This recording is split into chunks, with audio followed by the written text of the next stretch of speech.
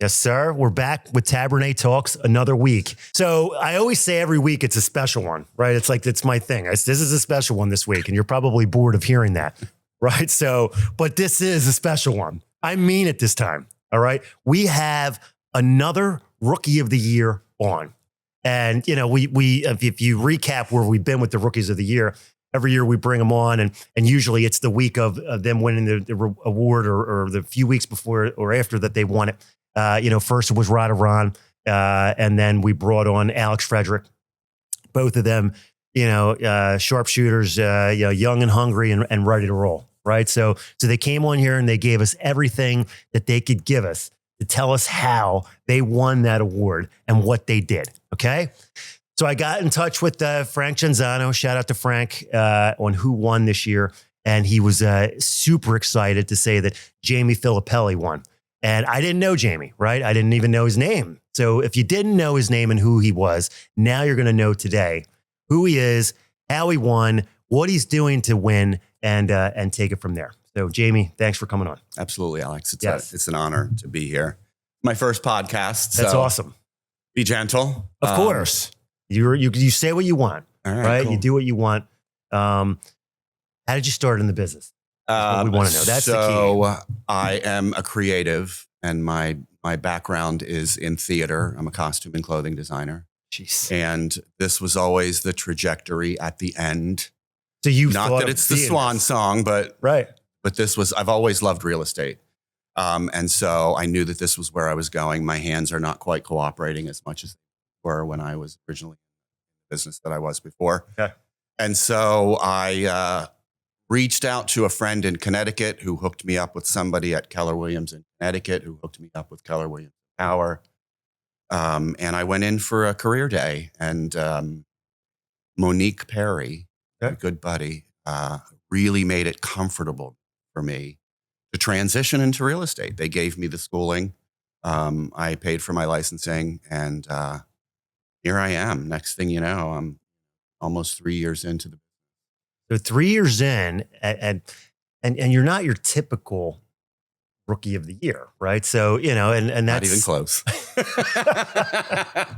right? But that's what's intriguing is you don't need to be this kid that just got out of school or a guy that just is your first career or maybe you're in your 30s or whatever it may be, right? You've changed that whole thing, and I think that's what people want to hear.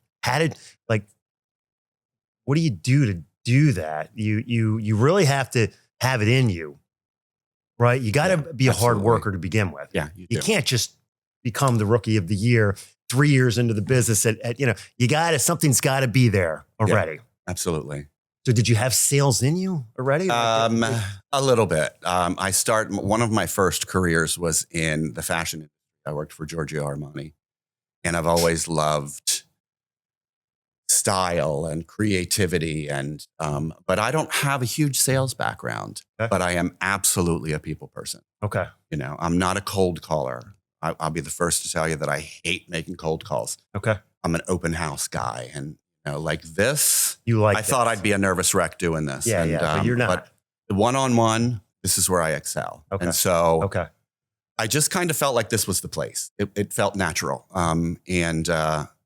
I am not, I like to break the mold. It's been that way my entire life. Right. I just mentioned the fashion industry. Coco Chanel said, if you want to be irreplaceable, always be different. Okay. And that's me. I started at 59 years old. Yeah, 59. I came into the 2023 market, which was not a friendly market for the Not realtor. at all. Neither were 2024 or 2025. Two of the toughest years we've been through. Yeah, you betcha. It's true. But I think that what has worked for me is resilience. When you get knocked down, you have to get back up. Yeah. And I've gotten up a little quicker each time that I've been knocked down.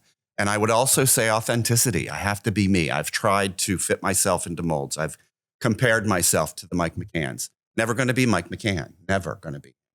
But I compare myself to their success. Okay. And that kept me down for a while. But I'm always consistent. Always consistent. Show back up. Keep going.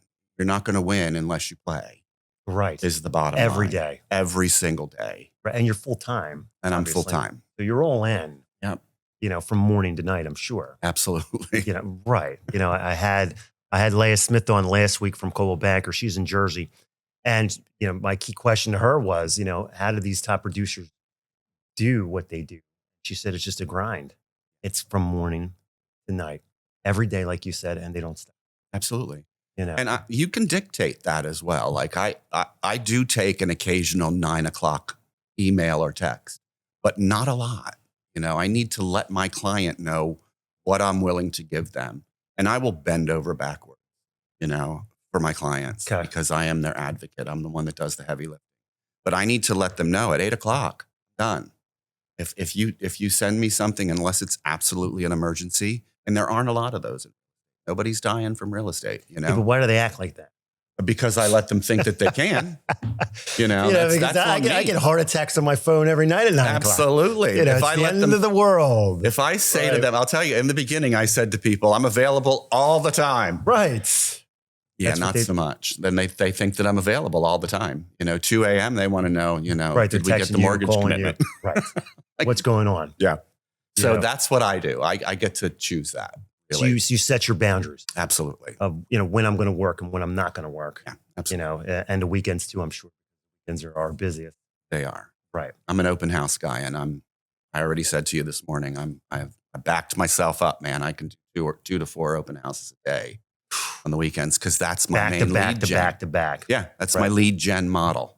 So you think that that's, and I know there's a lot of realtors that are listening this week because they want to know who you are and what you do and how you did what you did. And that's not just from KW, that's from all the offices in Philly and surrounding.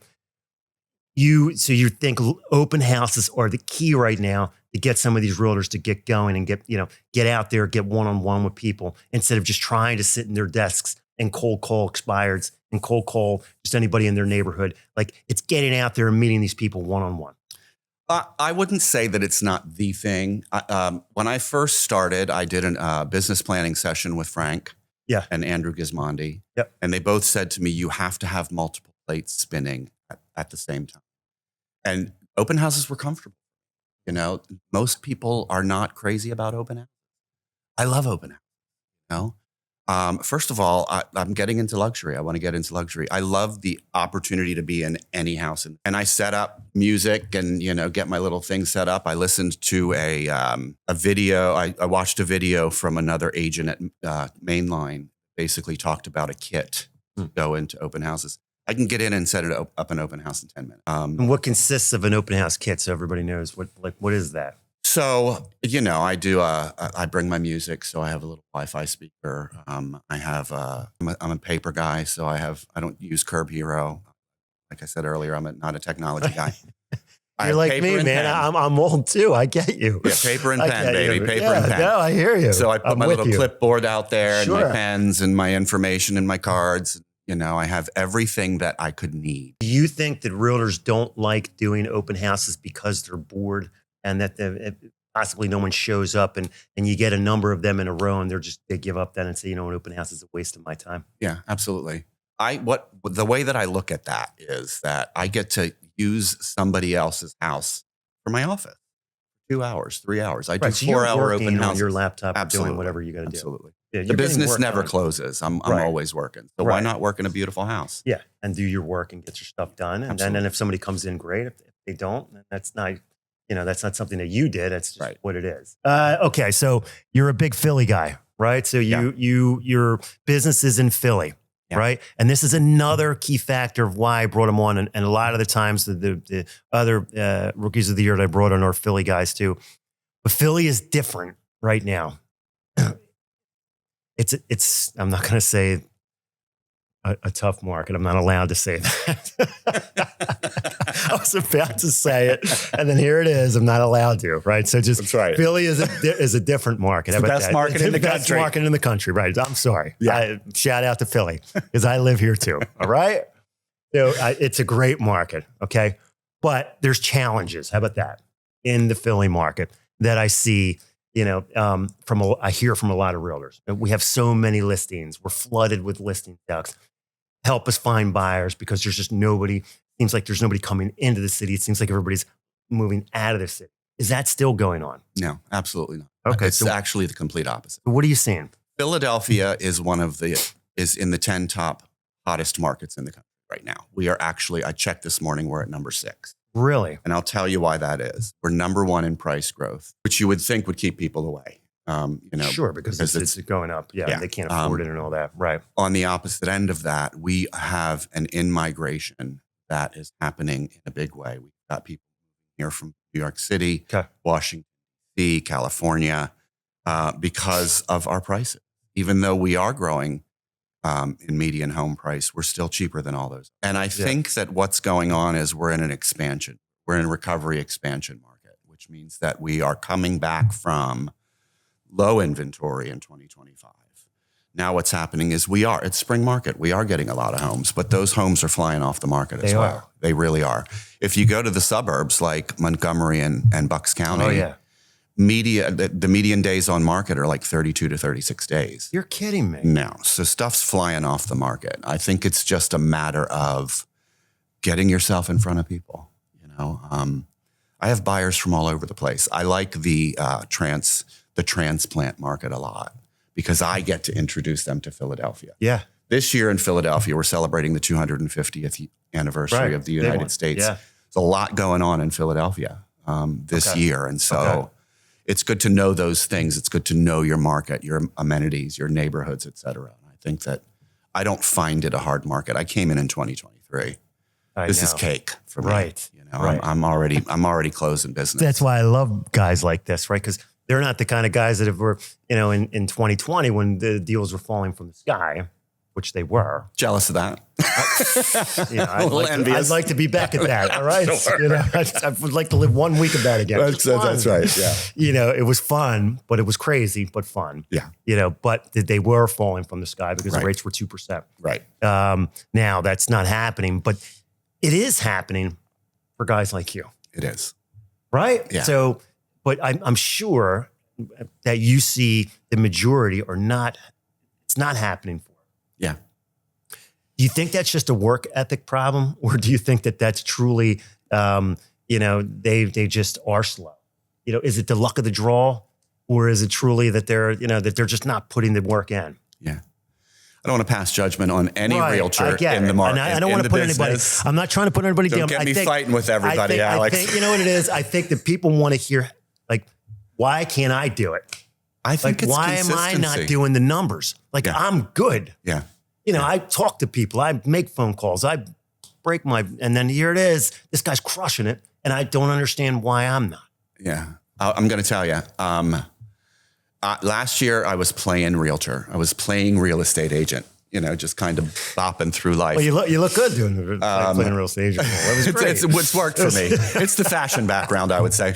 Right. And I was really, literally, I was saying to friends of mine that this year I feel like I'm a realtor. Now, it may have had something to do with the fact that I closed over $3 million in the final quarter last year. But I'm invested. I'm running a business. I'm not just running a Jamie Filippelli, I have a real estate business. And what that means is that I'm the only one getting the business. And so I don't want to pass judgment or, make commentary on what other realtors are doing. But what is working for me is absolutely consistency. There are days when I don't want to get up. I don't want to do real estate today. It doesn't matter. I'm not feeding my family if I'm not selling property. Right. And I think that I have this mentality that I go at it with is that, somebody said to me, why are you doing this? And I said, because I want to hand the keys to somebody who thought they could never buy a home. And that's great. That's all lovely and spiritual and whatnot. But there's a paycheck connected to that. And I'm not going to tell you that the money's not important. But I think that what's important for me is nobody knocked on my door and said, hey, Jamie, you want to be a real estate agent? No. I signed up. I paid the money for the license. What you were getting into. I knew what I was getting into. I have to do continuing education every year. I pay for all that stuff. So if I'm going to do this, balls to the wall, let's go, let's do this. How much do you think you invest in your own business as far as money? These aren't even, I'm not even looking at my questions today. I'm just rolling with this guy. A lot. This guy's got me talking. A lot. I don't even know I don't want to know what that number is, Alex, to be quite honest, because that might shut me down. Right. I don't know if we're going to air this show this week. I'm not sure. I think we're both going to be shut down for a long time. So I'm very worried about how this show's already going for the first 15 minutes because, but anyway, all right. So I don't want a dollar amount, obviously, but do you think that it's, that could be a big difference of success? I'm sorry. So am I not putting enough money in to invest in my own business versus, this other guy's putting in, a lot more money in his own business, reinvesting what he's making into his own business to make it work? I don't think so. I think that the money that I've spent has not all been wise, which is why I don't want to know that number more than anything. Because, it's the next shiny thing, I want the best microphone. I need that I've little done that camera holder. Many times. All the stuff. Yep. Technology is important to me now because I'm not good at it. And I'm 60. I don't remember stuff. I have this my little AI note taker so that when I need something from my assistant that I'm not going to remember in 5 minutes. So I will say that I've spent some money foolishly, which is why my numbers are probably higher. I think it's really just about commitment. Okay. Commitment to this thing that we're doing. Okay. Like we are the people that create the neighborhoods in Philadelphia. I get to paint the community in Philadelphia. That's exciting to me. And it's just how much do you think you're using social media right now to further the business? Is that a huge factor? That's the biggest factor for me right now. Just social media. And Absolutely. is that showing you at the open houses that you're doing? You think that's a huge, because you're doing so many of them. Yeah. So you're showing yourself there, and you think that's a lot of your success doing that too? Or? I think it's just, I was on a webinar with two of the hottest agents in the United States right now, in New York and in Los Angeles. And it's really about, I'm not putting up just sold. People don't care about that. Right. I can't buy that house. Right. The audience doesn't want to hear about just sold. It doesn't matter. Right. Not that I'm telling people not to do that. I don't want to insult anybody. Are you saying like a not just my sold tag. Postcard or something? Or on social media. Or social media. I see it all the time. Okay. And again, I'm not trying to insult anybody. I know people that do that. I don't do that. Because first of all, for me, I have a fiduciary responsibility to my client. They might not want me to put that up there. I'm sure that everybody checks in with their clients, but a lot of my clients don't really want people to know what they've spent on their property, where their new property is, that kind of thing. I think what it needs to be is my story is what is interesting people. I've talked about authenticity. People need to get to know me. You didn't know who I was before today. No. People need to get to know me if they're going to work with me. So I show other people's properties. Social media is number one for me right now. I'm just getting ready to start a YouTube channel because that's where people are shopping. Do you think you're getting a lot of business actually off of the social media? Like, are people contacting you off of the social media? Not yet. But I think I'm heading in that direction. I've always been not crazy about being on camera, to be quite honest. Okay. Listen, you know how many realtors I've asked to come on this show, and it's amazing because, I'll see their social media, right? And it seems like they're the kind of people that would like to come on, right? So for me, I'm all pumped up. It's easy. I'm gonna ask this guy because look at him. He's all over the place, right? Then I ask him and he's like, I'm not really into that. Yeah. I'm like, what? I see you every day on talking to this or you're this open house, you're doing, what do you mean? Not really. I'm not really into that. Yeah. Like, thank you though. Yeah. Okay. Yeah. Bill Kelly I used to film video and it would take me hours before I would decide that I'm not posting this video. Right. And Bill said to me in a one-on-one once, he said, I want you to record a video and just post it. I was like, are you kidding me right now? There's no way. I'm not doing that. All right, how do I look? How do I sound? What am I talking about? I'm fumbling over my words. Right. And that's what did it for me. Yeah. Well, it messes you up then, right? Yeah. Mentally. Yeah. I think I can't do this. Yeah. But I think it's good for a realtor or a loan officer or anybody to get their business out in the forefront like we're doing right now and, show who you are and talk about how you are and how you became who you are. Yeah. I think that's big right now in this market. And you're right. If people don't know you, they're not going to use you. No. They have to know who you are.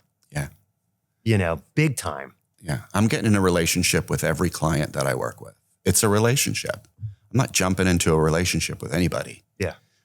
And social media is where everybody is. People are on their phones all day long looking at social media and swiping and scrolling. And that's where people are looking. That's where I need to be. Yeah. Yeah. Or I'm out of the market. Your mix of clients, are they first time buyers, or are you getting a mix of everybody, or what is your a target market that you feel that you're getting more of because that's what's in the market? I think it's a pretty even mix. Okay. I meet a lot of young couples in Philadelphia that, have just gotten married or are getting married that are renting and, looking for their first home. But I also get, like I said, I get transplants. I've worked with people from Los Angeles. I've worked with people from New York City. That are coming in. That are buying third, fifth house, dependent on who they are. So I think it's really all over the place. We do have a lot of first-time buyers in Philadelphia. Yeah. I've been trying, and I put a post up yesterday. I'm trying to get first-time buyers off the fence to actually buy. Yeah. Because I'm getting a lot of phone calls from parents, saying, listen, my son or my daughter is, single or they just got married, but they don't feel like what are the benefits of them buying? Like, they don't think it's a good time. And they got perfect credit. They make great income. They paid $2,500 a month in rent right now. Why should they buy? Right. Right. So I think that we're seeing a lot of that as well. A lot of people are getting off the fence. Right. Finally. Yeah. And our mortgage rates are not fantastic right now. They're all over the place. I know. We're never getting back to 2%. No. I don't see it happening. No. But we are steady at about a 6.1, I would say. Correct. It's not 7. No. Which is good. Yeah. And so, everybody says, well, I'm looking for the perfect time. I think that with what's going on in our market, specifically in Philadelphia, now's the time. Yeah. And I get that, it's scary to buy your first home to begin with, but then to hear all the stuff, all of the white noise that comes at you every day as a young first-time home buyer, of course you're scared. It scares. Yeah. I mean, I had said we were really busy in January. It felt like it was one of my busiest Januaries in a while. Like, people were coming out of the woodwork. We were in a groove. Okay. Yeah. Then what happened overseas now, in Iran and this war that we got ourselves into, it seems like now people are really a little bit worried. Yeah. And I think that hurts buyers mentally, that, because they see gas prices and they see, food prices now starting to shoot up again and inflation's kicking in again. And they're getting that gets into their minds, like, maybe I shouldn't be doing anything. Right. Yeah. And that's a shame, because if you're paying a lot of money in rent or you're living at home, why not own something where you're building equity? You only live once, right? So take the shot, build equity, buy a house. If you have to sell it or whatever, you have the equity in there. The appreciation keeps going up. Right. Right. What's the appreciation? Like you said, 8.6. 8.6 last year. Yeah. So no reason really not to buy, because we're knock on wood. I don't see a crash coming. I keep seeing values going up. Right.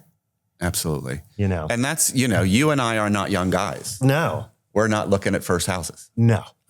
Actually I would be. I've never purchased a house. So I get that. Wow, you never bought a house. You never bought a house either? No, I have. I said, you never bought a house. No, I've never bought a house. Wow. Okay. The business that I was in prior to this did not allow me to land in one place for very long. I almost bought something in Baltimore about 7 years ago. But, I was in Vegas at that point, and, then we ended up in Philadelphia and the pandemic and all that stuff. Okay. And so, but I have the experience of, a life's worth of experience, and I understand the fear, but that's part of my job, is to help a young buyer understand why it makes sense. I work with a lot of renters also. And most of my renters, I work with them for a year or 2 years, and then we buy them a home, because that's the kind of time it takes for me to change the mindset of a renter. Like, if you get into renting, a lot of people rent for a lifetime. Sure they do. So it's really about changing mindset for me. And that's who I should be. I should be the guy. I should be the expert. I should have the talent and the skill to pull these people off the fence. Yeah. And that's what's important for me, is to continue to know the market, continue to be able to provide them with reasons that it makes sense. I'm working with my niece in the Poconos right now, and this is her first purchase. And she's excited about it, but she was scared for a long time. And that's my job.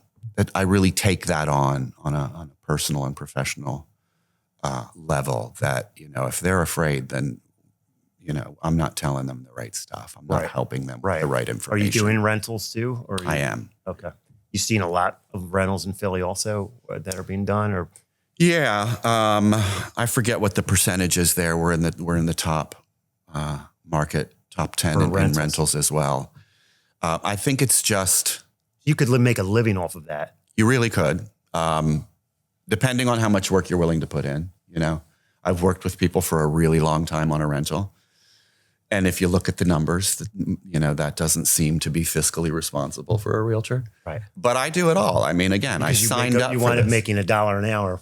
Absolutely. Maybe 25 cents. I know that. But that's all about me. Again, it goes back to what I'm allowing my client to do. Yeah. You know? Yeah. This is a career that, you know, I need to know all of those points. I need to know that I'm going to find people that are afraid, that are going to say to me, well, we just really started looking. Yeah. We're not going to buy for 2 years. Right. So I connect with them and I talk to them for 2 years. You know, I have people in my pipeline that aren't buying for 2 or 3 years.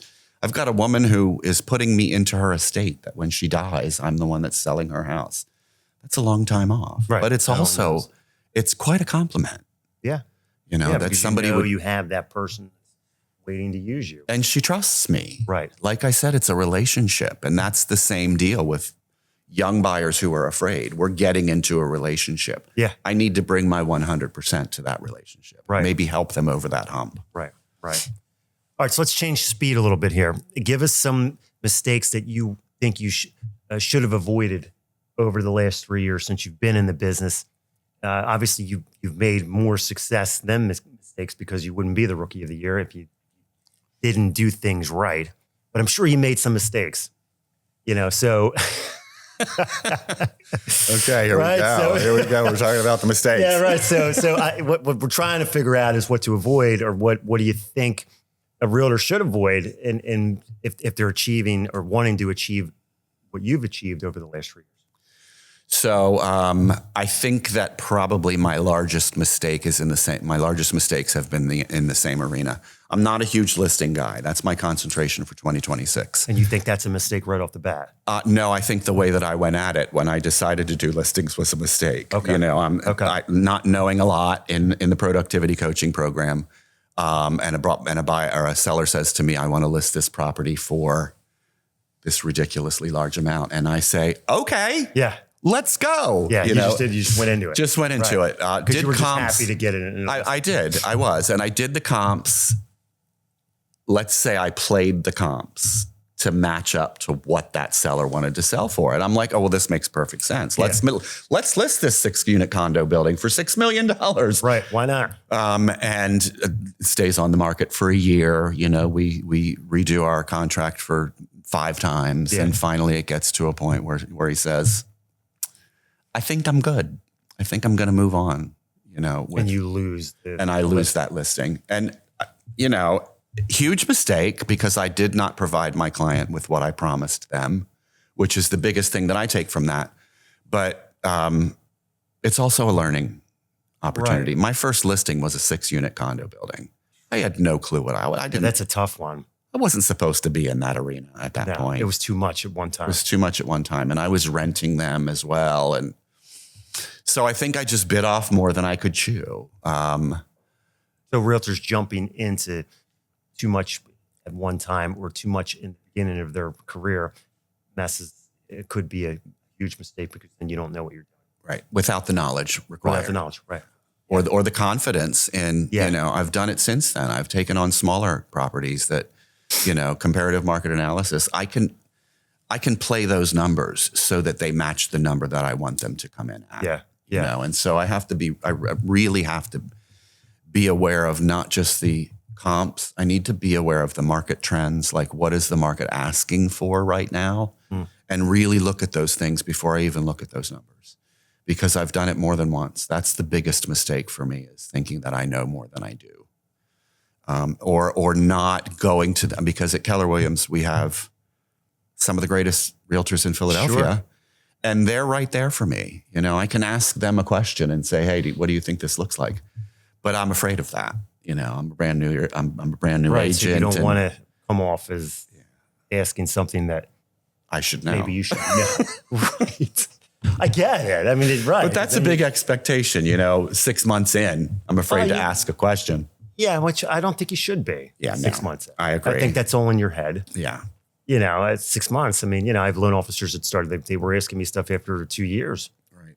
That you think that they probably should know, but they don't. Yeah. And that's all me. You know, right. I haven't met any realtor in Philadelphia that has not been willing to answer a question for me, regardless of what it is, unless I'm saying, you know, how low will you get on that price? Yeah. You know, they're not going to tell me that kind of stuff. But, you know, if I'm asking for some guidance in an area that I'm not familiar with, I really feel like I could ask. There's a lot of agents that I know now in Philadelphia, which is amazing to me, that I'm one of them. So I see a revolving door, not a revolving door, that's the wrong word. I see a lot of KW hires a lot.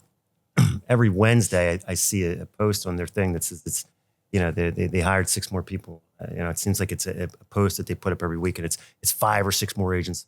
Boom, that next week and another week, and like it's just piling on agents. Yeah. You know, is that, and I guess they coach them. Yeah. Right. So is that an oversaturation now of too many getting in at one time under one roof, or is that a good thing?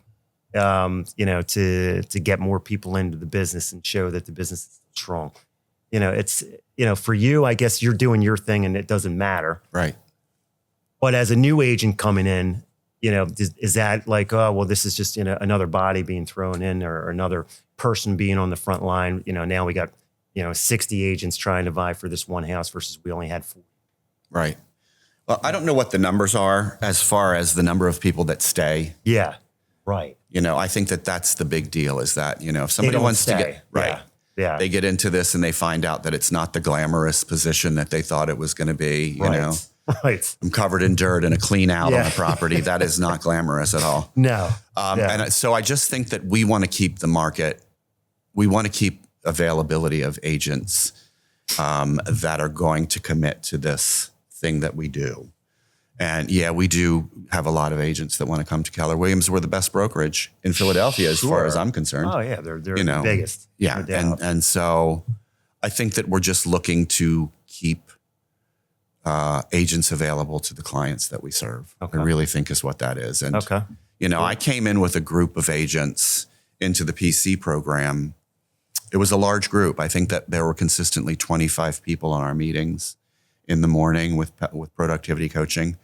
And I think that there might be 4 of us left. Out of the 25. Out of the 25 at Keller Williams. That's eye-opening, guys. That's eye-opening. And that's the truth of the business is what he just said. You know, there's a ton getting in, but there's a ton getting out. You know, so, and they don't make it because one thing or another, right? You know, I see a lot of agents, they get a deal and then it dies. Yeah. And then they just mentally are shut down for good. Yeah. You know, where you say consistency, if the deal dies, you just got to keep going. That's right.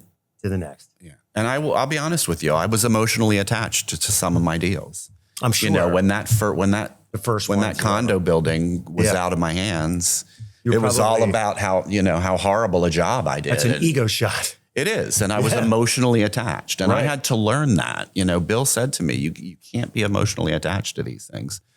And I think it's just resilience. You know, we all get knocked down, not just in real estate.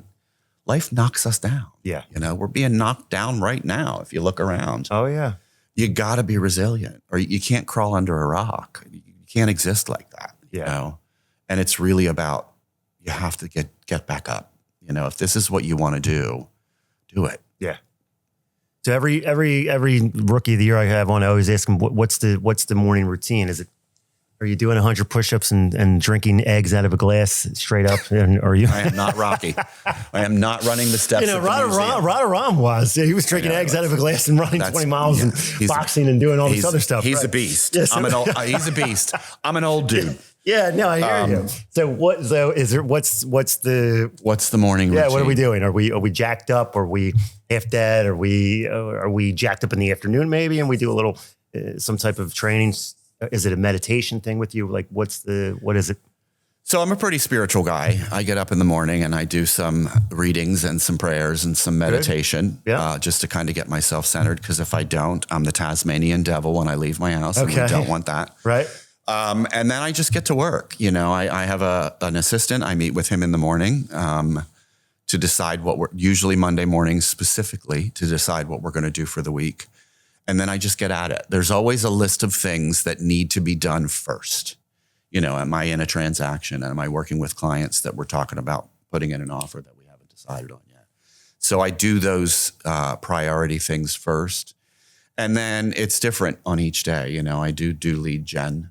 I set up my open houses. I do a lot of content for social media. I like to show properties that are available regardless of who has them listed. Yeah.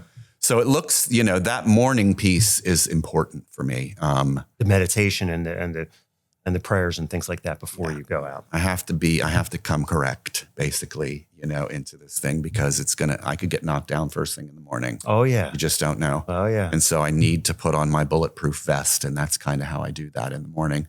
And then the day sometimes dictates what I'm doing. Do I have appointments for showings? Am I, doing a walkthrough with somebody? Or am I in my office? So the morning's always the same. The afternoons are a little bit different. And when I feel like I've hit that successful mark for the day, then the rest of the day is mine. Right. I'm in real estate, so, take that with a grain of salt. There is no rest of the day is yours. Yeah, no. I mean, I like the sound of that. It's nice. I do. I like the sound of that. It does sound good. But, right. I mean, listen, I've closed deals in the morning and I felt like God, right? I was like, I just closed a deal 10 a.m. Exactly. I'm a success today. I could do anything. I'm like walking on water, right? Around the streets at 12 o'clock in the afternoon. Like no one can touch me. That's right. And then you're heading to the gym and your phone starts ringing. The phone starts ringing and something else is blowing up, right? Another deal on my phone. And then it's just like, you just forgot about that whole high. Right. And that's what this business is. It's ups and downs, highs and lows constantly. Yeah, and you got to weather that. Yeah. You have to weather that. You do. Just because you have a successful day doesn't mean you're going to have a successful night. That's right. That's right. It could change quickly. Yeah. Before you know it, it's 7 p.m. Right. And I didn't plan to work this late. Right. And I'll be honest with you, we do have a lot of lows, but you can't appreciate the highs without having the lows. I agree. As well. It can't always be high. No. You got to have the lows to really appreciate, wow, we pulled it off and we closed it. That's right. I mean, you know how many days I've said, oh, this is terrible. Yeah. I mean, we're negative. Yeah. We're negative people in nature of loan officers and realtors. Just everything's so negative. Yeah. It stinks. This deal's dying. The lender's blowing it up. The title company's a problem. People are hard to, everybody's just trashing everybody, it feels like, right? It's negative and you go through those lows mentally every day. And then something good, it works out. Yeah. And the deal closes and then you love it. Everybody loves everybody. That's right. I always say everything goes away, right? We all love best each friends. other. You're the I knew we would get here. I knew we were going to get here. Hugging and closing, let's go out to lunch. It's like everybody's pals now, you forget everything. Yeah. And it's just what it is. Yeah, absolutely. So, all right. So what's for the future, man? You're because I know you're a busy guy. Today we're on a Sunday morning here. Jamie has probably 4 open houses set up and there's a St. Patty's Day parade to contend with too. So what's in the future? You're going to build a team, I guess, because you're a successful guy. Do you like to be alone or what? Just so the realtors know out there, if I hit that amount of success, should I look to build a team or should I just do it on my own? So one of the first things that I talked to Andrew Gismondi, who was our broker of record when I started, was some reason we got on the topic of teams. And, I'm probably my first meeting that I've ever been at KW. And I said to him, Andrew, I don't think I want to join a team. I think I'm going to start a team. Not thinking anything about what that would even begin to look like, what kind of headaches. And one of the reasons that it is, one of the reasons that I got into real estate is because in my past careers, I've always gotten into management within a very quick amount of time. Okay, so you're used to that type of role. I am. I don't know that I want that. I do have a couple of people who have asked me to be a mentor for them, which is fantastic, and I will gladly do that. But I don't know that I'm going to start a team. It has certainly danced around the brain party. But I'm not sure about that. That's definitely not on the radar at this point. Okay. Listings is my main focus for 2026. And even though I am very consistent, more consistency for me. I can't maintain success unless I give it more than I gave yesterday. Really, for me, is how I look at it. Okay. Good. I have my goals for the year. I'm sure. We do a business plan at the end of the last year, and it's a pretty big goal for me this year. And I'm the only one that's going to achieve that. And so I think that I need to stick to the things that have been working for me. I need to be more engaged in market trends, what the market is bringing as far as countrywide and as well as our region. Because that, again, I said last year I was playing real estate agent. I think that this year it needs to be more serious. I have an accountant now. I'm forming an LLC. I have an assistant. Did the company give you the assistant, or did you pick No, I picked my assistant. So did you invest your own investing of getting that assistant, or? Yeah. That's all me. Listen, guys, that's a huge move. That's is. probably the game changer. Yeah. If you can invest in like a lot of loan officers and realtors think, the company should give me an assistant because I do good, right? Or I do numbers, so they should be giving me a free assistant. But it usually doesn't work like that. No. You usually have to get that person first on your own and make the investment of getting that assistant. And then once you really become something, because that assistant helps you, frees you up from doing things that you shouldn't be doing, right, so that you can generate more business, right, and you become bigger and bigger. Then the company probably will step in and say, I'll pay for your assistant because you've proven yourself. Right. But you got to make the investment to do it first. You do. And it's I based that on, I had goals, after I close this many deals or after I hit this number, financially, then I'll look at an assistant. And my company is paying for my assistant because I am my company. Oh, they are? Okay. My company. Oh, me. you're right, because you're an LLC, right? Yeah. Right. Yeah. Okay. So in essence, the company is paying for my assistant. Yes. Yes, because it's going through the company, which is good. It is good. It is good. And I didn't know about any of that stuff, that you needed, that was a good idea for me to do. And so I think that assistant, I'm sure, has freed you up to do a lot more. Absolutely. Yeah. Absolutely. He's great at social media. Yeah. Which is what my focus is. He's like a marketer. Right? He is. A marketer. He is. And he's young, which is the biggest piece. I know. 20s. In my life. Listen, I already know. You have to have I've hired young marketers. Yeah. And I get it. They have to be in their 20s, and they got to be, because they know that stuff. Right? I don't know that stuff. Exactly. I only know how to talk to people like you and build relationships and do my thing and generate. I need them to do all that. And that's probably the biggest thing that I would say to somebody. Don't hire somebody that can do exactly what you do. Right. I tell them a lot of times, like, Jeff, don't. You're talking to me in a foreign language when you're talking social media. It's true. The same way. Because that's who's looking at social media. Yeah. Or the 20, 30. Yeah. And I've tried to put content together that will appeal to them. And it doesn't work. Yeah, I got low followers at this point in time. Yeah. But also, I'll give it to a kid like that to proofread, and he's like, "This is all wrong, dude." And he's like, "What does this say?" So you can't say this. Yeah, he like minute and a half video. Are you kidding? People aren't watching a minute and a half. But in my life, in my careers, there's always been this piece of relevance that has been important to me. In fashion and in costuming and clothing. There's a level of relevance for that to be a success. And I think that I've discovered here in real estate that there is a piece of that. Like, I need to know where it is. Social media is where it is right now. I suck at that. Yeah. Straightforward. Social media is not easy. It is not. Especially because nowadays, you're right, the young generation just views things differently than me and you view them. I mean, me and you would just put something up there and think this is a masterpiece, right? This is great. Yeah. Look at this video I did. Unfortunately, it's 2 minutes long. It's right. But when the kids look at it, when I call them kids, they're like, this is terrible. Yeah. This should not be on there. And we got to cut this in half. And, you got to start making that face. Exactly. You got to be a little more professional now, or something like that. Just change a little. So, all right, man, listen. This guy's great, right? And you're calm too. This is the difference I see. He's calm and he's cool, right? He's not this, 100 miles an hour. You seem like you got the business under play and you know what you want to do. And that's, in this business, that's not easy to find. There's a lot of hotheads.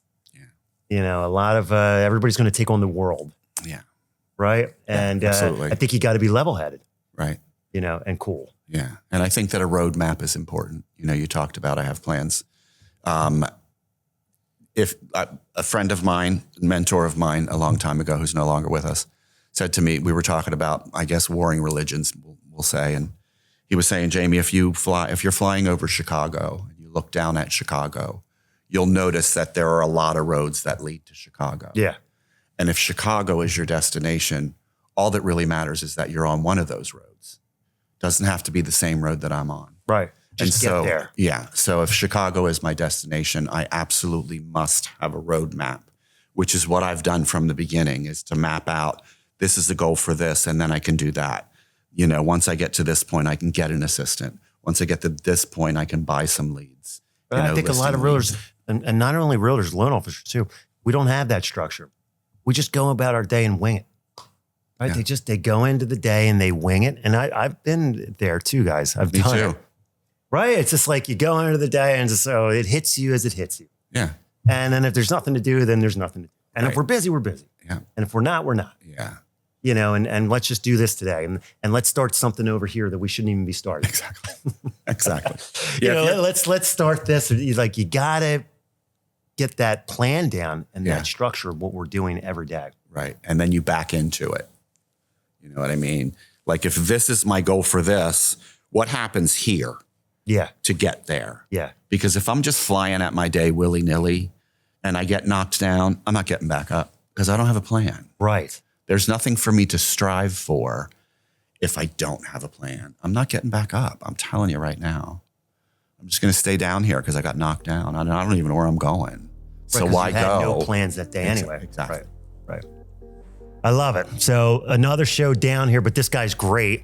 I'm sure you're going to see a lot more of him because he has a social media guy. So that means you will see a lot more of him, right? He's not going to be doing it on his own. So you will actually watch his social media. Look for the face. Or you'll see him at an open house. That's right. But we'll have you back. You'll report back on your winnings and your successes over this year. Absolutely. And thank you for coming on, too. Thanks, Alex. Thanks for having me. You're welcome. And have a great week. I'll see you guys. This will air on Wednesday morning at 9 a.m. everywhere. So everybody gets to see, what we're doing. And then I'll see you guys next week. Thank you again. Thanks, guys. Good to meet you.